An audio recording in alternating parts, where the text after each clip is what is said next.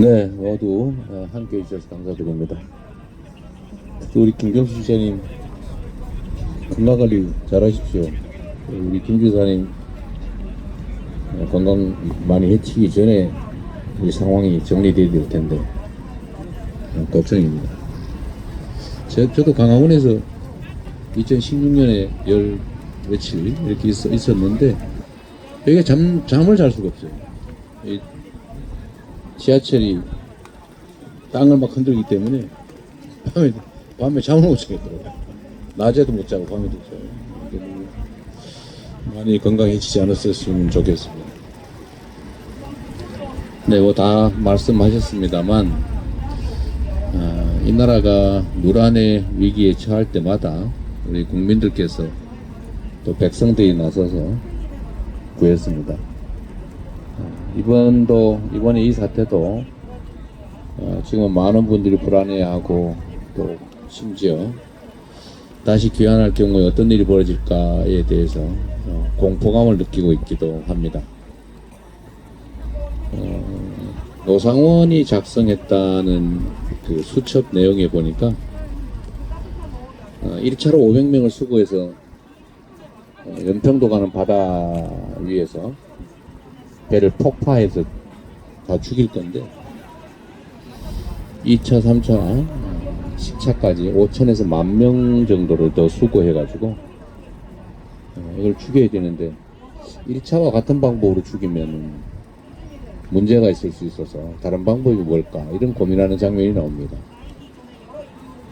한국판 킬링 필드를 만들려고 했던 거죠. 뭐 이런 일뿐만이 아니라 뭐 국제적인 신뢰 또 경제 상황 뭐 여지없이 추락할 겁니다. 21세기 선진국 대한민국을 군정을 하겠다. 군인으로 통치하겠다고 한 거 아닙니까? 검찰 통치도 부족해서 확실하게 군을 통해 통치하겠다 이렇게 마음을 먹었던 건데 이 상황이 지금 끝난 게 아니라 언제든지 다시 재발할 수 있는 상황이라는 점에서 또는 꼭 그렇게 되지 않더라도 엄청난 혼란이 발생할 수 있다는 사실 또 그 결론에 이르기까지 지금과 같은 이런 혼란이 계속될 수밖에 없다는 사실이 아마도 우리 국민들께 엄청난 불안과 공포감을 심고 있는 것 같습니다. 사실 저는 최근에 이 정치라고 한지 뭐 그리 길지 않았습니다만 대체 정치를 왜 하나 이런 생각이 들 때가 많습니다. 공동체의 최소한의 기본적인 질서를 유지해야 되지 않습니까? 공동체의 안전을 보장해야 되고 그 속에서 우리 국민들께서 더 나은 삶을 살 수 있도록 만드는 것이 바로 정치이고 그 정치를 하라고 국민들이 가진 권력을 선출직 또는 임명직 공직자들한테 맡긴 것이 바로 민주공화국의 기본적 원리일 겁니다. 그런데 국민들에게 위임받은 잠시 맡겨진 권력을 가지고 영구적 권력 행사를 꿈꾸면서 국민들을 향해서 국민이 맡긴 총구를 들이댔다고 하는 게 믿겨지지가 않습니다. 어떤 특정 소수가 그런 황당무계한 꿈을 꾸는 정신 나간 행태를 보였다고 쳐도 수십, 수백, 수천, 수만 명이 모여있다는 정치 집단 국민의힘이라고 하는 정치 세력이 대체 대한민국 기본적 헌정 질서를 파괴하는 이런 중대범죄 대통령조차도 불소추 특권에서 제외되는 이런 내단 군사 반란죄를 범한 이런 행위에 대해서 책임을 느끼기는커녕 이를 비호한다는 게 도대체 이해가 되십니까? 대한민국은 민주공화국이라고 되어 있지 않습니까? 국민이 주인인 나라이고 모두를 위한 나라이지 특정 계층을 위한 특정 계급을 위한 나라가 아니라는 것입니다. 그런데 이 민주공화국에 우리 국민들의 주권을 정치적으로 대신 행사하는 정치 집단이 이 헌정 질서를 통째로 파괴하고 국민들을 집단 살상하겠다고 했던 그 행위를 옹호하고 있습니다. 그에 대해서 책임을 묻자고 하는 것에 대해서 합법적 절차를 비난합니다. 그리고 그 합법적 권한을 행사하는 국민의 대리인들을 겁박합니다. 그러고도 이 나라의 국민의 정치적 의사를 대변하는 정치 조직이라 할 수 있겠습니까? 저는 이게 더 걱정입니다. 지금 당장 탄핵을 하든지 안 하든지 또는 언제 하든지 이것은 헌법재판소가 적절하게 잘 할 거라고 저는 믿습니다. 국민적 상식에 역사적 소임에 어긋나는 그런 결정을 어떻게 하겠습니까? 일부 국민의힘에서 기대하는 것처럼 탄핵이 기각된다. 그래서 대통령이 다시 직무에 복귀한다. 어떤 일이 벌어지겠습니까? 그건 공식적으로 헌법재판의 이름으로 앞으로 대통령은 아무 이유도 없이 국민을 계몽시키기 위해서 그냥 필요할 때 아무 때나 군을 동원해서 계엄령을 선포해도 된다는 얘기 아닙니까? 국회나 이런 헌법이 금지한 헌법기관의 군대를 파견해서 그 권한 행사를 막아도 괜찮다는 얘기 아닙니까?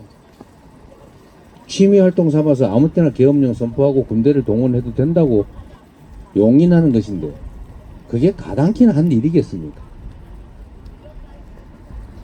물론 사람이 하는 일이라서 무슨 일이 벌어질지는 아무도 모르겠지요.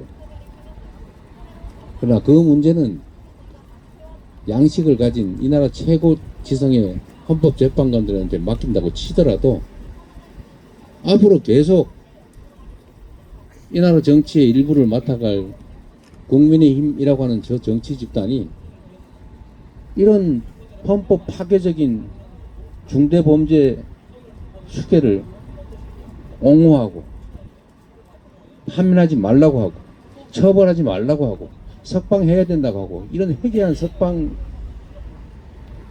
행위에 대해서 이 잘못을 지적하기는커녕 두둔하는 이런 데를 앞으로도 계속할 것 아닙니까? 그 생각이 갑자기 바뀌겠습니까? 바뀌는 척 할 수 있겠죠. 제가 말씀드린 것처럼 조만간 나 관계없다, 우리 모른다, 우리 반성했다 그러면서 싹 돌아서는 척 하겠지만 과연 그게 진심이겠습니까? 정치를 맡고 있는 정치인의 한 사람으로서 저희도 책임감을 느낍니다. 어떻게 우리는 아무 잘못이 없이 그들만의 잘못이라고 할 수 있겠습니까? 손바닥도 마주쳐야 소리가 난다는데 우리의 책임도 적잖이 있다고 생각합니다. 능수능란하지 못하고 완벽하지 못하고 뭐 능력이 부족한 그런 부분도 있겠지요. 그러나 분명한 것은 최소한의 기본은 지켜야 된다는 것입니다. 우리 국민들이 모두가 합의한 이 나라 최고의 합의, 법률보다 더 높은 헌법이라고 하는 기본적인 질서는 지켜야 되지 않겠습니까? 대한민국이라고 하는 민주공화국의 기본적인 토대는 파괴하지 말아야 되겠죠. 우리 국민의힘에도 다시 한번 요청드립니다. 여러분을 위해서 드리는 말씀이 아닙니다. 대한민국이라고 하는 국가 공동체 전체를 위해서 이 대한민국에 발을 딛고 사는 5,200만 우리 모두를 위해서 최소한의 양식을 회복하고 최소한의 근본적인 책임을 다시 회복하기를 기대합니다. 그리고 우리 국민 여러분, 우리는 지금까지도 그래왔던 것처럼 앞으로도 이 위기를 슬기롭게 이겨낼 것이고 또 이보다 더 큰 위기가 도래하더라도 우리는 반드시 이겨내고 더 나은 세상을 만들어낼 것입니다. 고맙습니다. 예, 감사합니다. 이제 마지막